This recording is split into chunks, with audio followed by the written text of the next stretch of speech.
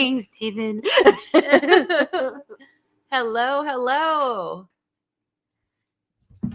What day is it? It's Friday. It's Friday. It's Yes. Friday. Happy Friday.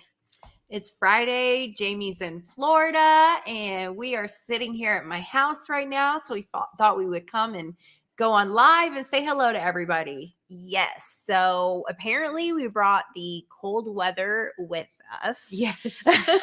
And it is cold in Florida. But hopefully it's going to warm up tomorrow. Yes. Hopefully. Hopefully it will warm up tomorrow. We're declaring it. It's going to get warm. I would like to have a suntan and not be so pasty when I leave. So I don't know if it's going to get that warm, but at least be warm enough for us to go outside and do some fun stuff. Yes. We tried to make some videos outside and we were like shivering. So we made a couple and we're like, okay. Yeah. Yeah. Hey Paul, how are you doing today? I'm so glad that you're on here. If you can see us, drop in the comments, say hello, let us know that you're in here with us. It's a little bit of an unusual time. We usually come a little bit at night, but actually we are coming back tonight. Yes. At 8:00 Eastern time. Hello, Heather. And we will be having our friend Phil from Against the Odds Ministry is going to be with us, and we're going to be doing some prayer requests and just talking about how awesome God is and how great recovery is. So yeah, I'm super excited. It's going to be a lot of fun. You guys got to watch out for it tonight at 8:00. Yes, 8:00. Hey, Ginger, how's your day going? The day is going great. Yes. Yep. Hey, Kristen. Tosh, so what's the weather? What is the weather? Well, it is like 60, 60 and windy. Yeah, that's the hard part is the wind. Yeah. I think the high today is 65, but the wind is the hard part for sure. Yes, it is a little bit frigid in the wind. Yes. So, but it is January. So yeah. It is January. So yeah, but it just got cold yesterday. So we were hoping that it would be warm for when you got here, but yeah, I guess not. Yeah, it's okay. It's okay. We're still here. We're still showing up. Got to do some fun videos and we're going to be doing some more stuff. So pretty excited. Pretty excited about it. What are we, let's see. What were we trying to talk about today? We've been talking about a couple of things. We've been talking about harm reduction. We've been talking about moms in recovery. We've been talking about 13 stepping. Yeah. We've been talking about a lot of different things. So this is do you guys have anything you guys want to talk about? Any topics, questions, or needing guidance or advice on anything? Yeah, drop it in the chat. I actually got to hear the story of how Adam and Jamie got together earlier, and it was beautiful. I love this story so much. Kind of led us into a conversation about 13 stepping, although that's not what they did, but we side railed into another conversation. Right. Absolutely. Hey, Jonathan, that's my friend I've known for a really, really long time. And What's up, Jonathan? In treatment right now. I'm so proud of him. Yeah, that's awesome. Year and a half. See. Save Robbie. Happy Friday, my friend. It's another one. You guys check out Save Robbie's YouTube channel. Also, ooh, what's Holly doing? I want to hear the story.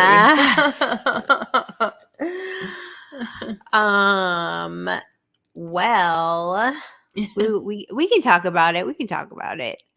Starting a new recovery ministry in our church. Recovery almost years. Any advice for starting up a new group in the middle of nowhere? I love that. Yeah. Talk about satisfying a need for sure. So I would say trying to scout like a core group first. Don't take anything personally if people are like in and out, right? Try not to, you know what I mean? If you show up and one other person shows up, like that, you've done well. Right. Right. Yeah. And I think I actually started a meeting a few years back, and I remember thinking to myself that I don't have enough clean time and nobody's going to want to come and all of these things. You know, I think the enemy gets in our mind and tells us we're not good enough. We can't do this. But actually, though, we can. And we did. So I did start a recovery group. And what I found is that actually I had God speak to me about it. I was contemplating starting this group, starting this meeting, and I was sitting out in the car one day waiting for my friend who was inside getting an interview. And I opened up the book that I was reading at the time, and the chapter read, "Start a meeting and they will come." And I said, okay, I guess I'm starting a meeting then, aren't I? Yes, absolutely. But, you know, I think what was important was to like find the location. Like you really need a location, like a consistent location. That's not going to be a lot of money because, you know, a lot of times like we don't have a lot of money for these things. So somewhere that wants to help. So if you have the location and you have like a friend or somebody that can partner with you on this journey, just go for it, you know, and learn as you go. And it's okay to make mistakes because you'll make mistakes, and that's okay too. But the need, like Jamie was saying a minute ago, the need is so great. So definitely go for it. Yep. And like Sonya said about like she prayed, right? So just be prayerful, you know, have faith that, you know what, God's going to show up, and so will the people who need to hear the message at that time. That's right. So, yes. Yes. Okay. I just want to say real quick, Jordan Wilson is on here. Jordan Wilson, I don't know if you follow him on TikTok or not, but I just love his videos so much. He's in recovery as well. Okay, I have to check it out. Yeah. Yes. Yeah, I would love to chat with you one day, Jordan. Yeah. I got my uncle on here.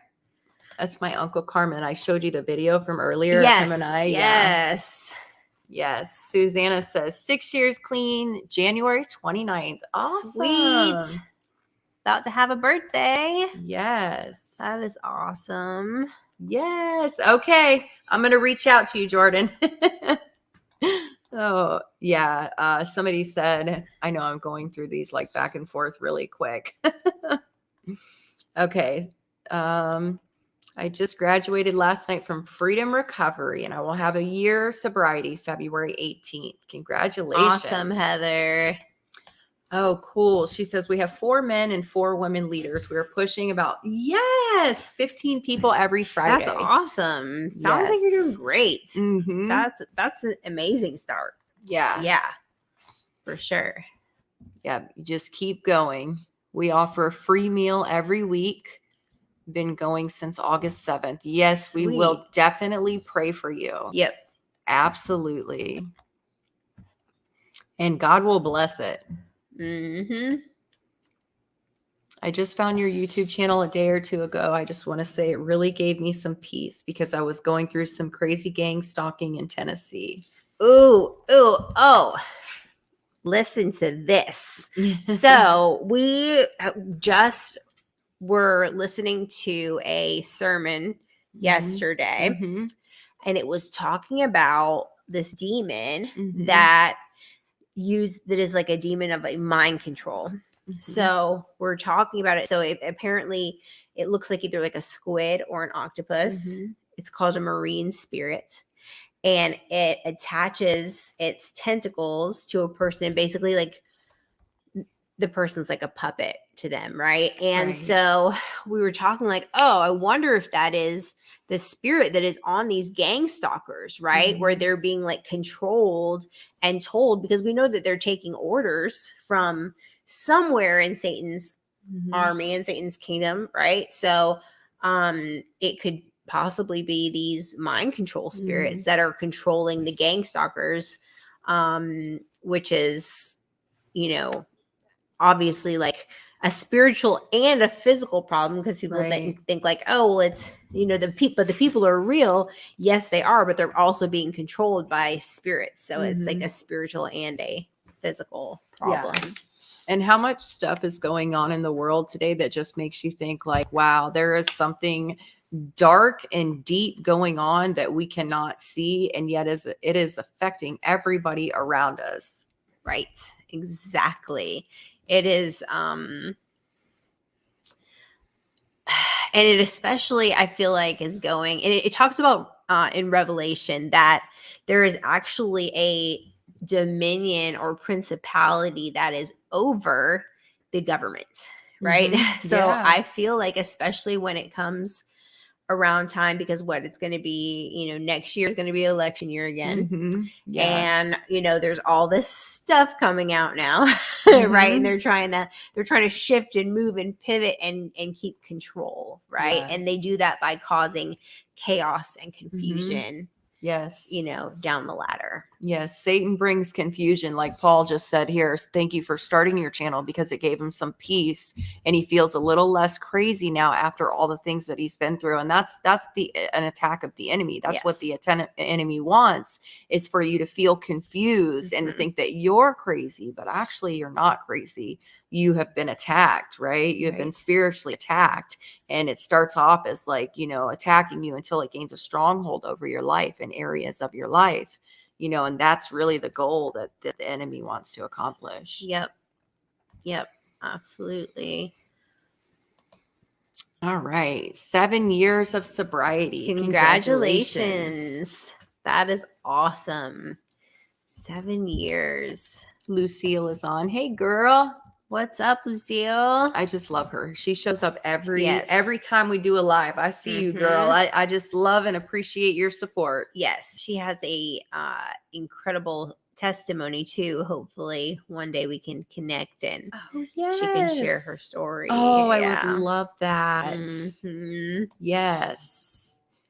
Oh man, James, been on pills for 14 years. Well, I'm so glad that you're here having this conversation with us right now, because just the fact that you're on this live tells me that there's a desire within you that wants to be free. Absolutely. I think I was on pills for, a double-digit number of years too, and whew, I get it. It is hard, but it is not impossible. And I remember being at this person's house, and I was laying on the couch and I was detoxing once again from pills, because I think I detoxed, especially toward the end. I was like detoxing 2 to 3 times a week, right? I'm always sick. And this guy said to me, Jamie, this you don't ever have to feel like this again. This can be the last time that you feel like this.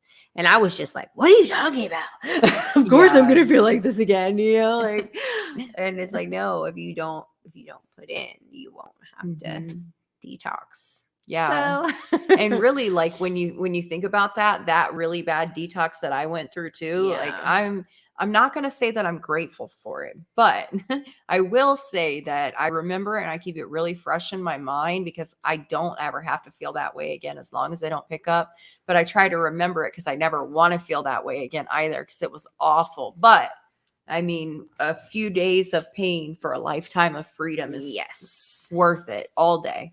I feel like it's even more important. Like, so when you go through the detox, that the key is to stay around people who are not using, right? So whether that be, you're going to go to meetings, you're going to, meet people online, you're going to, join a church or ministry or something, you know what I mean? Like finding support of people who are trying to stay sober.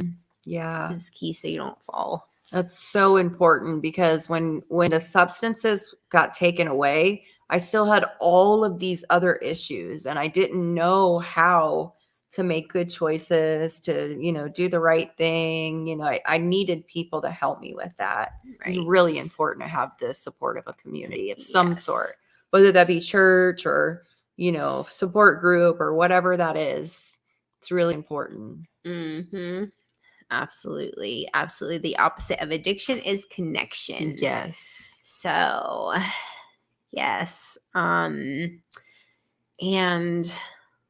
let's see. 17 months incarcerated. I know you're so happy to be out. Yes. It's a long, long time. Coming up on 2 years clean. Mhm. Congratulations. That is awesome. Coming up on 7 years, 2 days before her daughter's birthday. She's literally my saving grace. Oh. Hey, Donna. Okay. Oh, that's cool. Yep. So is Definitely. he on YouTube? Yes. Okay, I'll have to check him out. Yes, for sure. 2 of my favorites. My birthday is tomorrow. Lindsay, what's up? I know. I need to. Have you had Lindsay on yet? Mm-mm. Okay, yeah.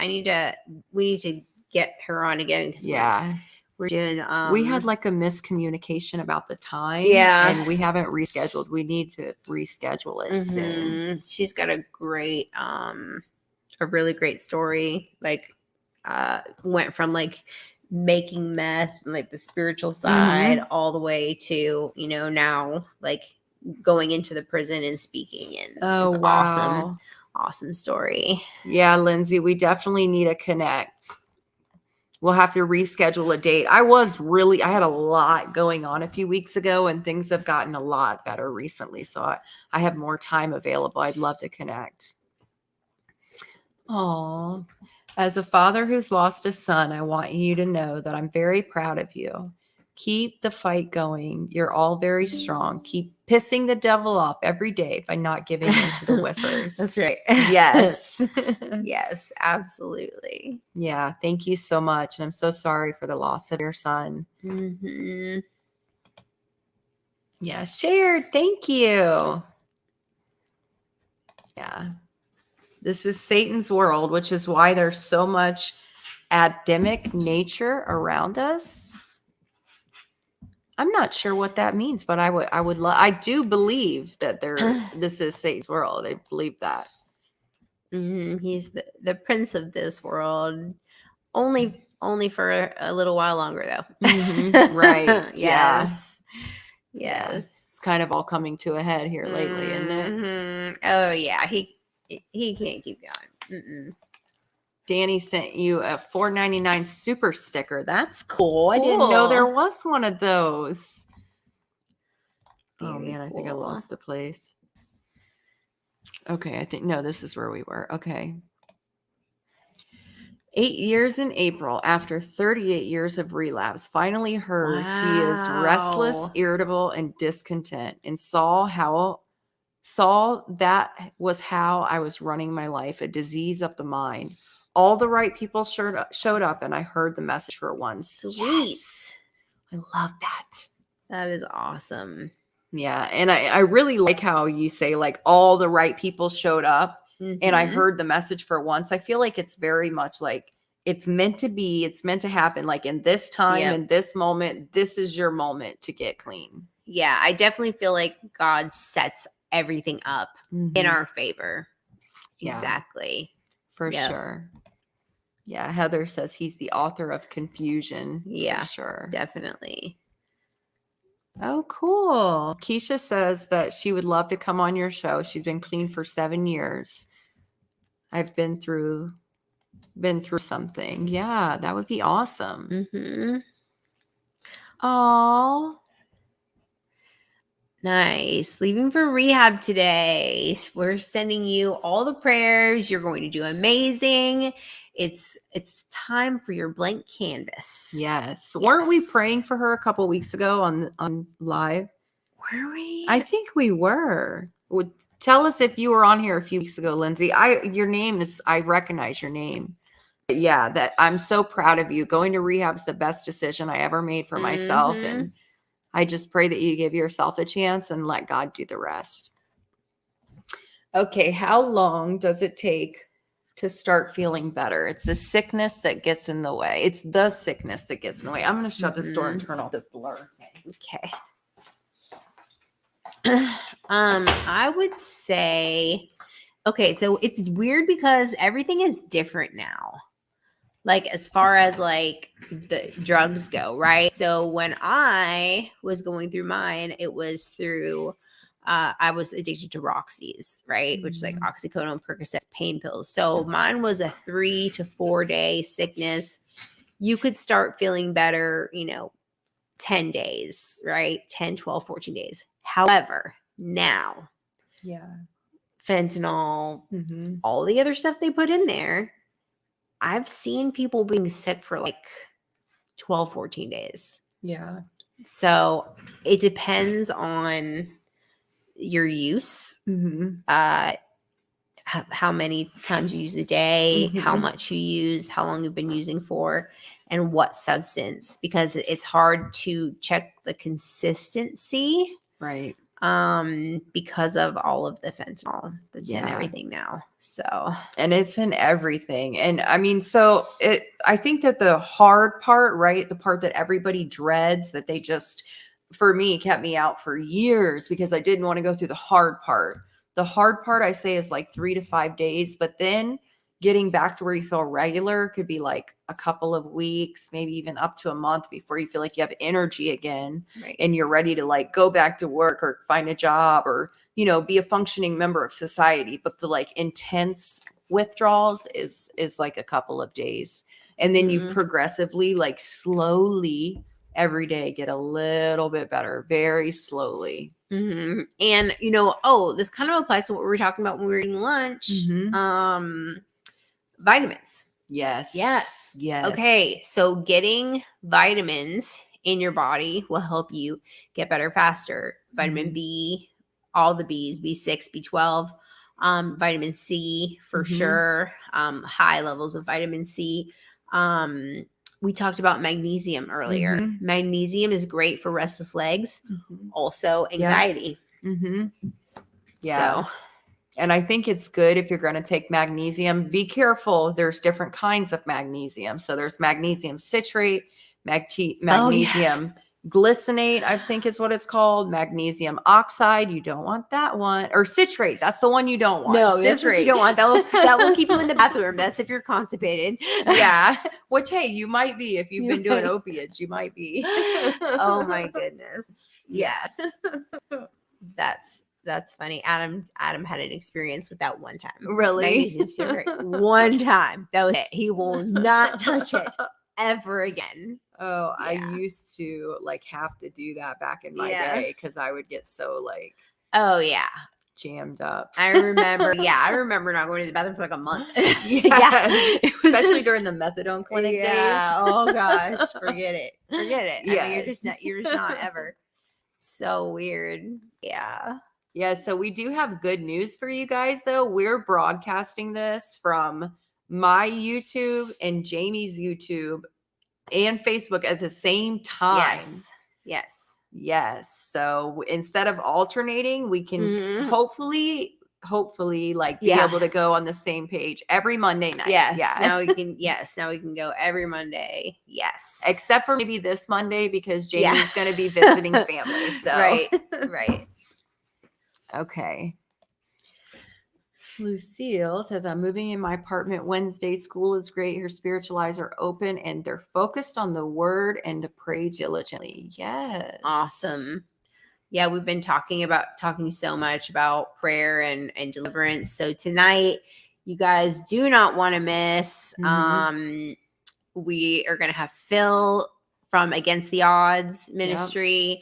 We're going to be doing prayer and just answering prayer requests and answering questions. It's going to be amazing.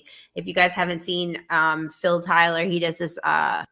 It's 9:30 Eastern time, 8:30 Central. In the morning? In the morning, okay. And he does morning devotional and prayer, and he gets fired up. He gets super fired up about the Lord. So my kind of people. Yes. Okay. So we're going to have a good time. Tim says tomorrow marks 35 years. Surrender is the key. The winning team into Wow. service. You girls show me hope. That's awesome. Tim. 35 years. Tim, give us a word of Yes. advice on, on this. I mean, I know you said surrender, but give us something for sure. Yes. Okay. And hold on. April says, so you need their email address to reach out to them. I can help you. Yeah, you have our email address, April. Mm-hmm. Okay. Tracy says, Sonya, how awesome is Danny Shannon? I live by your motto. It stood out. One drink leads to drugs. Then I stuff up and end in the cells. Yes. Been off the ice in Butte for years, and I stuffed up last week and drank. That's okay. The demon came back. I pray every day, and my church friends give me a scripture book. I'm allowed to read it now, and I was living bad DV for 6 years. He's in jail with court in 10 days, and it stuck me up. And I drank and went back to my old coping ways. You know what, Tracy? But you're here right now. Right. And you haven't lost your connection or any of the knowledge that you had. Because what I just read is that you said that you pray every day and you talk to your church friends. So you're still connected. And it sounds like you have been through like a lot of trauma. Yes. And with court coming up from that situation, like maybe that caused you to kind of regress back a little bit. But you can always pick back up and keep going, just like you're doing. Exactly. There's no bottom floor on the elevator, right? We don't have to go all the way down. The elevator gets off on every floor, and so can you. So just pick back up and keep it moving. You're stronger than you think. That's right. Yeah, I actually watched. There's a guy named what's his name? Anyways, he's a peer recovery specialist on TikTok. And he was talking about how when somebody relapses and they get told they have to like start all over again, that sometimes that can deter them from wanting to do that. Guilt and shame. Yeah. Yes. But like you were just saying, like the elevator gets off on many different levels. That's what he was kind of saying too. Yeah. Just keep going. Exactly. Nothing has changed but the date. That's it. Yeah. Yeah. It's, and it's just, watching our language, you know what I mean? There's a lot of things with language that, we've just been taught, kind of like programmed through like our, me going through 12 step, right? Yeah. Clean and sober for 7 years from crack, which is amazing, right? I was on crack, Keisha, for 1 year. It was the worst year I ever spent in the bathroom. It was terrible. But like peeking out the windows. Yeah. But like using, like when you're talking to yourself and about yourself, right? Like being really careful what you're saying about yourself, like, oh, well, I'm not clean. Well, you're not dirty either. You know what I'm saying? Right. So like, just be mindful of that. Cause sometimes we're saying these clicky terms that we learn, right? That there's nothing wrong with, but we may compute it if we get into some guilt and shame. Right. I'm not clean anymore. So you're like speaking over yourself that you're dirty and you're not dirty. Right. You know what I'm saying? So just be mindful of like those things, like speaking life over yourself. Like, you wouldn't tell somebody else who's struggling, like the things that we say to ourselves, we wouldn't even say to like our worst enemies. That's true.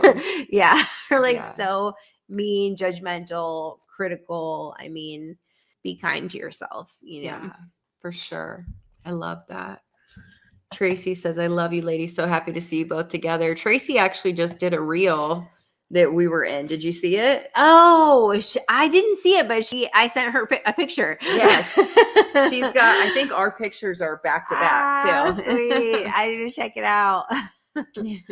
Awesome. Denise says 6 months clean. Congratulations. Congratulations. Penny says you're inspiration, everybody. I love to hear your story, and I know it's possible to be in and stay in recovery. God bless you.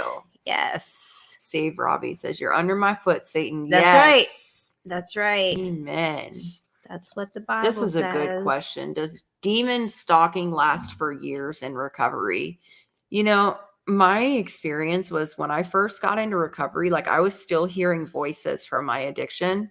And it did not go away right away. Like I actually remember the day that it stopped, because it was a day that it stopped. I was going to these parenting classes, and it was a faith-based parenting class. And the ladies from class, that we all got together and they laid hands on me and prayed for me. And that was the last time that I heard voices. Wow. Yeah. That's some awesome deliverance right there. Yeah. So that, Karen, if you are still experiencing it and you're years into recovery, maybe kind of just evaluate, what doors am I opening? What am I doing? Is it people? Are you in a sexual relationship with people? Is it like the things that you're saying? Like there could be so many different ways that the door can get open and stay open. So definitely having some sisters who can pray for you, over you, with you, keep you covered is definitely key. And are you staying in your scripture?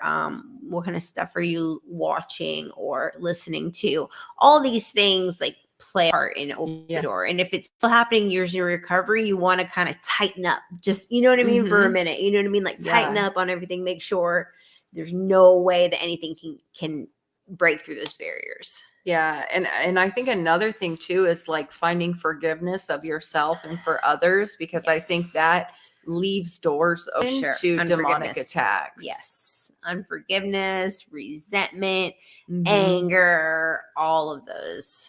Yeah, for sure. Yeah. Okay, let me try to catch up here. Okay, Lucille says, I have to thank you too again, because God spoke through the two of you. And shortly after I started school, I'm so excited for my life in the Lord. Oh, that's awesome. Yes. Oh, well, Heather, I'm so glad you stopped in. I don't know if you're still here, but I'm glad you stopped by. Kimberly says that she met a guy and think he would be a great interview. Clean and sober, was in prison from drugs and is now. Oh, that's awesome. Yeah, send him over. Yeah. Coming up on a year. Congratulations, Erin. Awesome. Oh, see, we are pretty far behind. I was sick for 2 months after pills. Yeah. Okay, Jody says, I started joining and following groups like yours upon learning my only child has turned to drugs herself.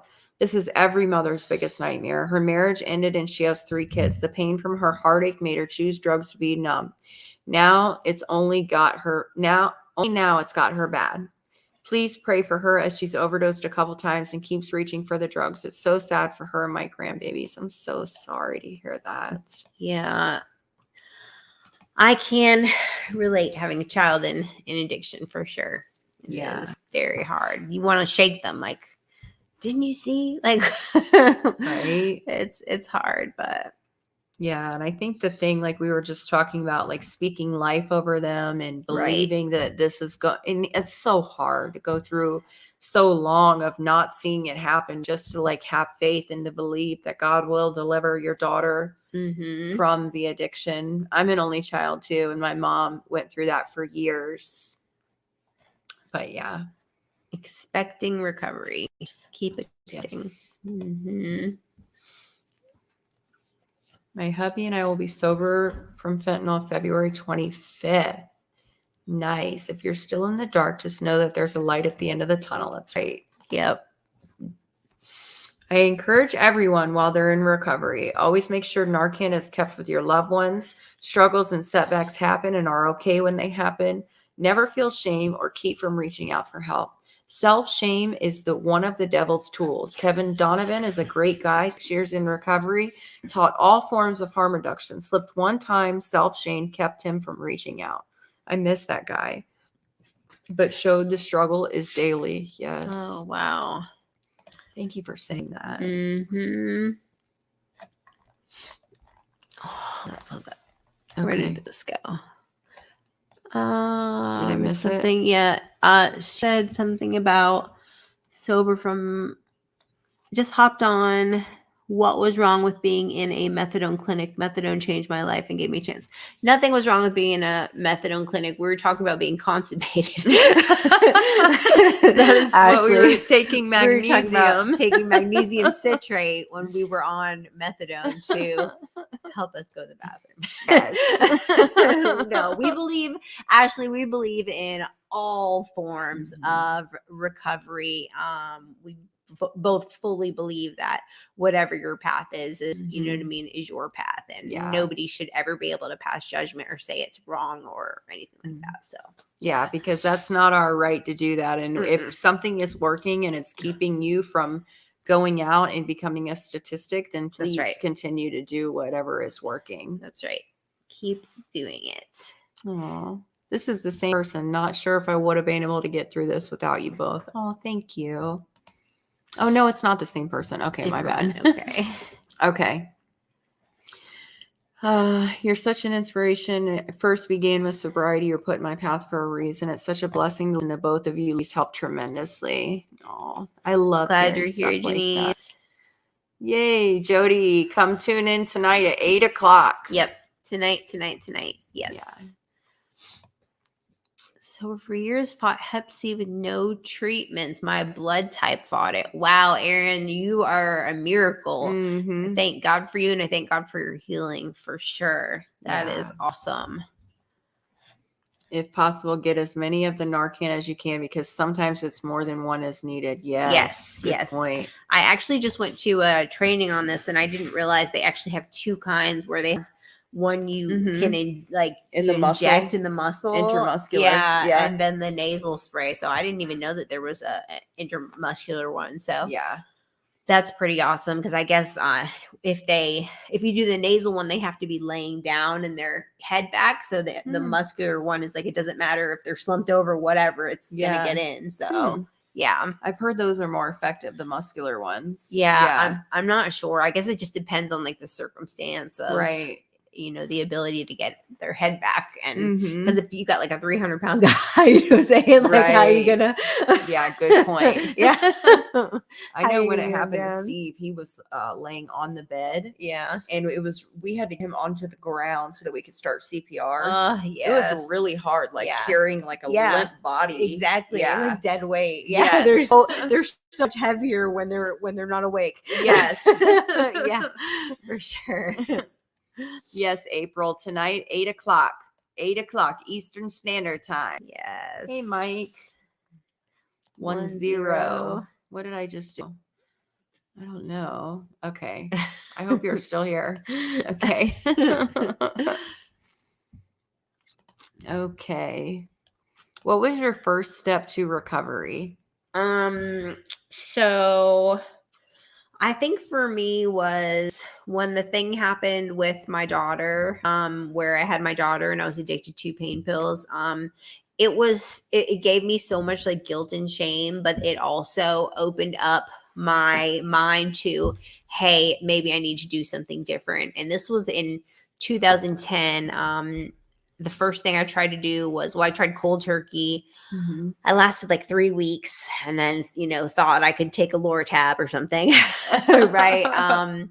Then after I tried to, I went to the methadone clinic and I stayed there for, a couple, maybe like 2 months, but I was still using all this other stuff. I wasn't working a program. I wasn't utilizing the tools or the support because they had counselors there. I mean, I could have gone to this counselor every single day, you know what I mean? And I didn't utilize them because I was still, the counselor would bring me in, every other week.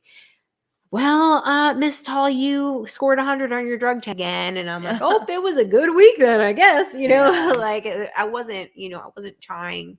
And, that kind of just went to in and out of mental institutions, detox, jail, rehab, 8 different times. And then when I finally got busted this last time and the judge told me, okay, you are going to be put on a 4-year first offender, like felony probation.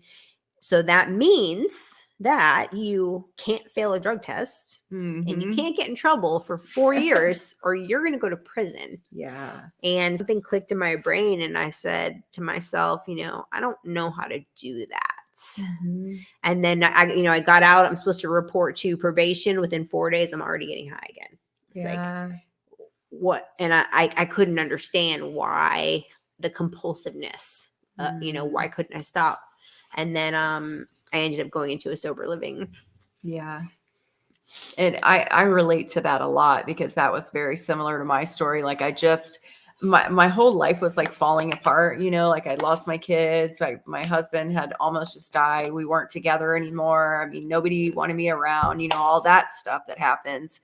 But then I got in trouble and I would go in and out of jail. And every time I would get out of jail, I had the best intentions to not go get high. But there just came a point where I knew I wasn't going to get away with it anymore. Like I couldn't just use and get over on the system. It wasn't going to work, and then I had prison hanging over my head too, and my kids. So it came to a point where I just knew that I had to change. And it's funny because somebody that I was with before I got clean, like in my last time that I had a warrant for my arrest, tells me that before I got arrested, I would say, like, when I get arrested, I'm going to stay clean this time. Like I'm really going to do it this time. And because I just remember being so miserable, like I was getting high, but not really, like I wasn't enjoying it, and I knew that I was just fucking up so bad. So yeah. And then I did it with the help of many, many other people. Yeah, because it's a we program, right? Right. That's the thing. I feel like that's like the biggest mistake when we're in active addiction, right? Mm-hmm. When we're in active addiction, we're like, I can handle this myself. Like I remember doing like the craziest things. Like I remember doing an online ordained minister program, right? Because if I become an ordained minister, Yes. I'm definitely going to be sober. Yes. And guess what? I was still smoking meth. Right. So, me trying to do it on my own, right? Like we need people, we need connection. Addiction is all about isolation, right? What are we doing? We're hiding in the bathroom. We're not just trying to share our drugs, right? It's like, yeah, that's so true. That's where it wants us. Is Adam on here? April just said, Adam, are you going to post this? Well, somebody just asked. Jody said, will this be recorded and posted? Yes, you can find it again later. It'll be everywhere because we got it all hooked up now. Yes. Okay. What's up, Matt Rice? Oh, hey. Okay. From Canada, Sandra. So glad you're here. All right. Mindfulness for sure, ladies. Was sober for years and slipped on heroin after finding my fiance unalive from sleep apnea. After I found him, I didn't think it could get any worse. I shouldn't have asked myself that. Things got a lot worse. Oh, man. Yes. On that topic, somebody says, how do you come back from a relapse? Honestly, you have to tell somebody, right? Like our secrets keep us sick. I think that's step one, being honest. Number two is, I would say, making sure you're staying around people who are trying to do the same things as you. Yeah. Right. Number three, like forgiving yourself. That's like the worst. That's a big one. Because that's what keeps you in. That's what keeps you stuck, right? Yeah. Is the guilt and the shame. Like that it's so hard. We're so hard on ourselves. You know what I mean? Like we, for the woman who shared, and said, she found her fiance dead. Well, can you blame her? You know what I mean? Like you can't, you know what I mean? Oh, I don't know what I would do. Right. Yeah. So, I mean, just give yourself some grace. You know what I mean? We all have issues. We are human beings, which means we're not perfect. Yeah. And everything's not always just cut and dry, black and white. That's another thing we were talking about earlier today. I mean, I think the big thing is like just getting honest and cutting yourself some slack. Give yourself a little bit of grace. Stop beating yourself up because we all make mistakes. Yes.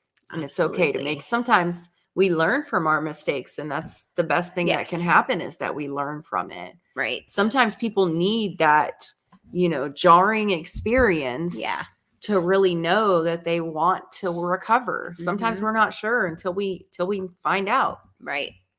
Exactly. Yeah. Yep. And asking Cindy, how do you forgive yourself? That's a good one. Yeah. Yeah. See the surprise, Justin? Surprise.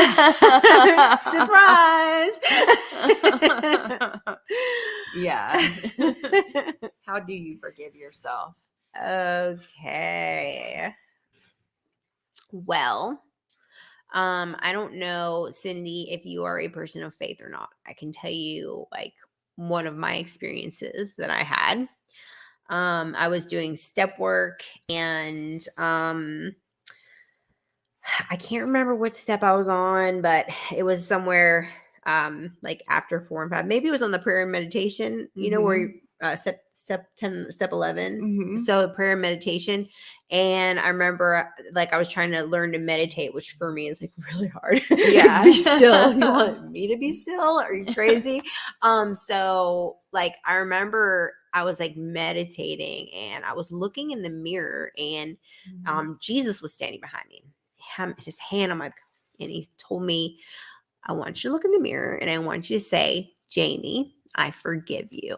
And I was like, ugh, like I can't do it. Like I cannot forgive myself for leaving my children, for losing my children, for, the things I put my kids through. And I was like seriously convicted, hardcore, like, when the Lord does one of these, like, and he said, who are you to decide who doesn't get forgiven? Right. And I was like, ooh, okay, God. Okay. And that I had to make that decision. It starts with a decision. I'm going to decide to forgive myself. Yes, I love that you said that, because it does start with it starts with a decision that this is what I'm going to do. Right. And the feeling of forgiveness comes later, and sometimes much later. But yes. I think part of forgiveness is just acceptance that the past couldn't have been any different.